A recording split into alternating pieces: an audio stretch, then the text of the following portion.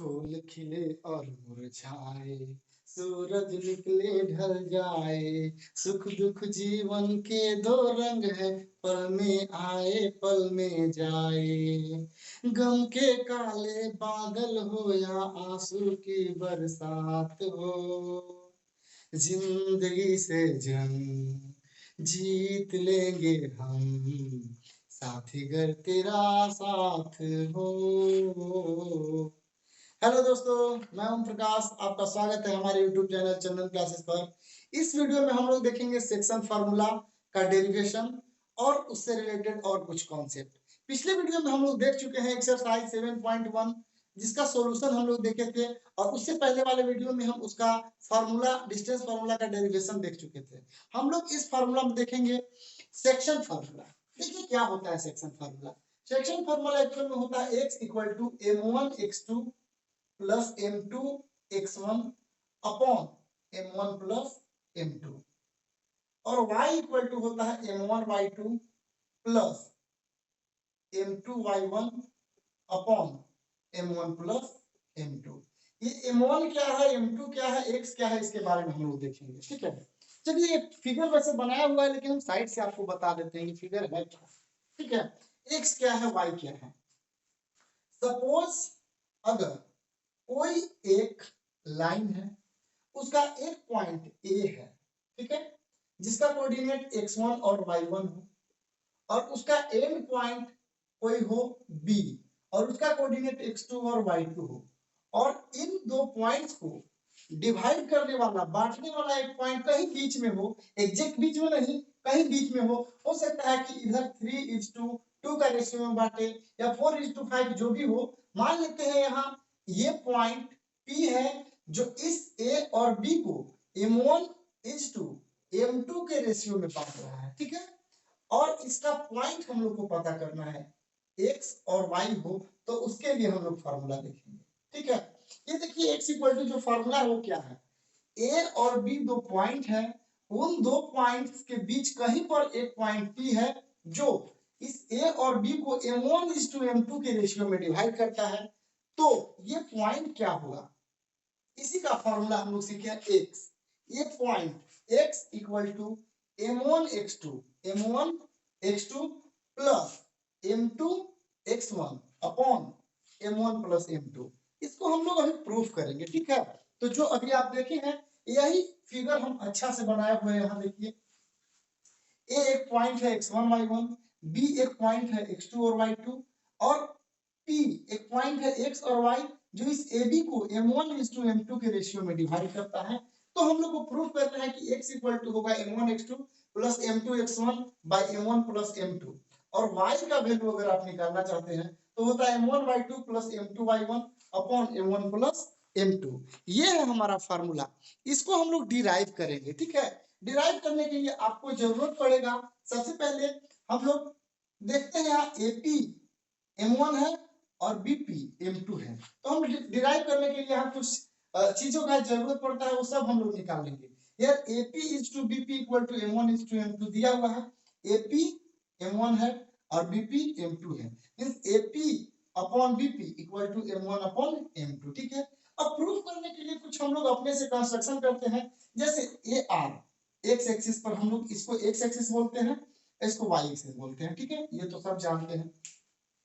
ए से आर पर perpendicular draw किए एक्स एक्सिस पर, ए आर परपेंडिकुलर एक्स एक्सिस पर ड्रॉ किए, ए से आर पर परपेंडिकुलर, आर जो एक्स एक्सिस पर है, पी से एस एक्स एक्सिस पर, और बी से टी एक्स एक्सिस पर। Means A R perpendicular x axis,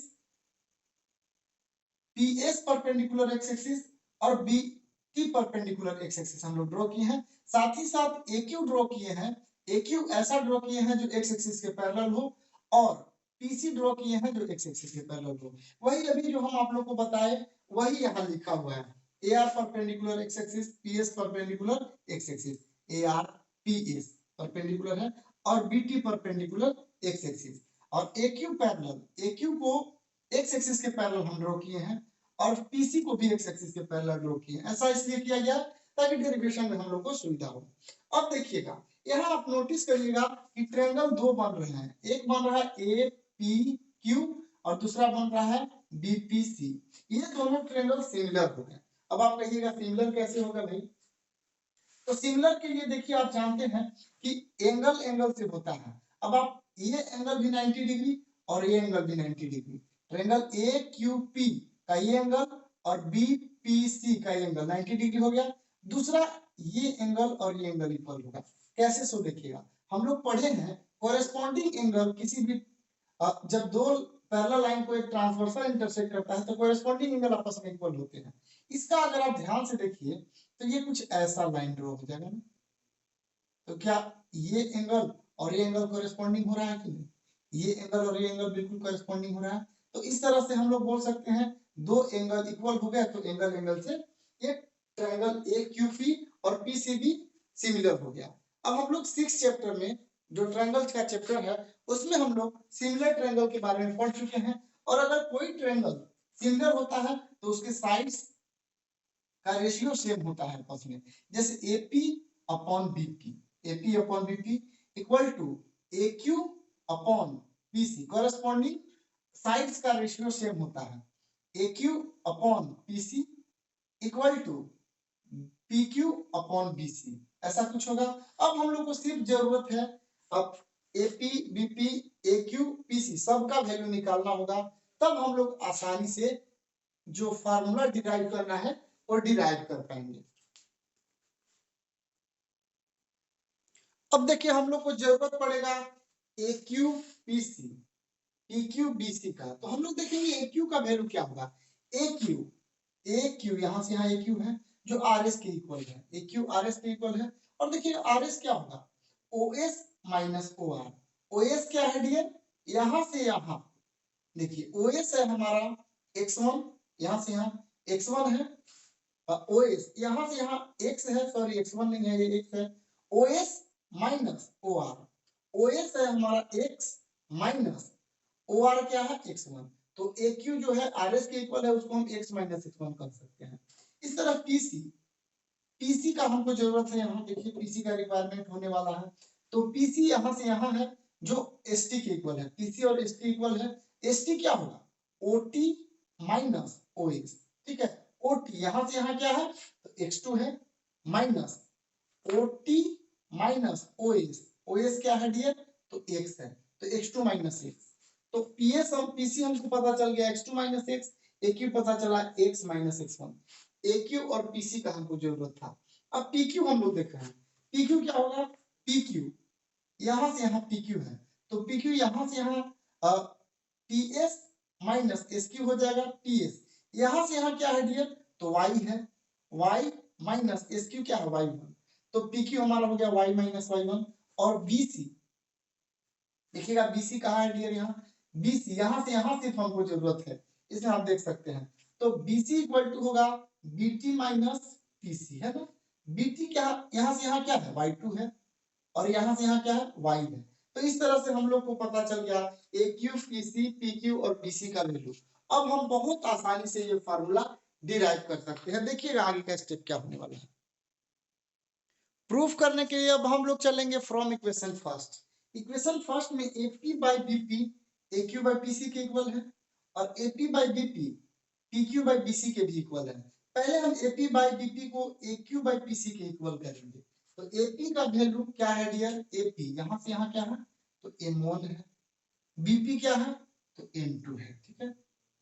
और अभी हम लोग फाइंड आउट किए हैं AQ का वैल्यू, AQ कितना है X माइनस X1 और PC क्या है तो X2 माइनस X, ठीक है।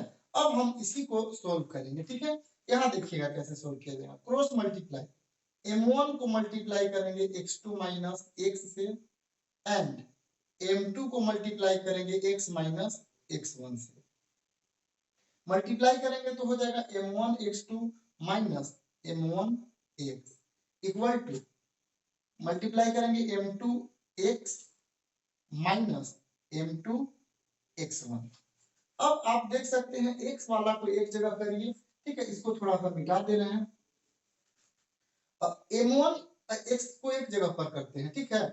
तो हम लोग ऐसा कर रहे हैं M1 X2 और इधर X1 और X1 वाला को इधर ले आ रहे हैं, तो plus m2x1 equal to m2x plus m1x। हमने क्या किया, x वाला को एक जगह किया और बाकी सबको एक जगह। इसमें से कॉमन क्या है डियर, तो कुछ कॉमन नहीं है। इधर क्या है कॉमन, x कॉमन है, तो क्या बच जाएगा, x कॉमन लेंगे तो m1 प्लस m2 इधर हुआ, और इस साइड में हुआ m1x2 प्लस m2x1। ठीक है, अब x का वैल्यू अगर हम निकालना चाहें तो x इक्वल टू क्या फॉर्मूला हो जाएगा, m1x2, ये आपको दिख रहा होगा बहुत आसानी से, m1x2 प्लस m2x1 अपॉन इस साइड में भेज दीजिए m1 प्लस m2। यही है हमारा फॉर्मूला फर्स्ट। ठीक है, इस तरह से हम लोग देख सकते हैं। तो हमारा फॉर्मूला डिराइव हो गया, m1 प्लस m2 नीचे रहेगा। ठीक है, आप देखे होंगे फॉर्मूला में यही था हमारा, x equal to m1x2 plus m2x1 upon m1 plus m2। इसी तरह से हम एक और फाइंड आउट कर सकते हैं y का वैल्यू। तो जैसे फ्रॉम इक्वेशन फर्स्ट जब हम देखे थे, तो फ्रॉम इक्वेशन फर्स्ट में आप देखे होंगे, फ्रॉम फर्स्ट एक बार और चलेंगे, तो AP बाई BP क्या के इक्वल था dear, AP by BP equal to था PQ by AP by BP equal to था PQ by BC, PQ by BC के भी इक्वल है ना, AP by BP PQ by BC के एक बार इक्वल हुआ था। ठीक है, अब आप वैल्यू बस रख दीजिए, AP बाई BP क्या है, P M1 है और BP M2 है। ठीक है, इक्वल टू PQ का वैल्यू क्या है, y माइनस y1 रख दे रहे हैं हम लोग, y minus y1 upon BC का वैल्यू है y2 minus y। Cross multiply करिए, M1 को y2 माइनस y से मल्टीप्लाई करिए एंड M2 को y माइनस y1 से मल्टीप्लाई जब करेंगे तो M1 y2 minus M1 y equal to M2 y minus M2 y1। एक जगह स्टोर करके y वाला को एक जगह जमा कर रहे हैं, M1 y2 इधर ले आइए, इसको प्लस हो जाएगा, माइनस है तो प्लस हो जाएगा M2 y1 equal to M2 y minus है तो इधर आ जाएगा प्लस, प्लस यहाँ पर हमारा M2 M सॉरी ये M नहीं है, एक्चुअल में ये होगा मल्टीप्लाई जब हम करेंगे तो ये M, एक सेकेंड रुकिएगा जरा,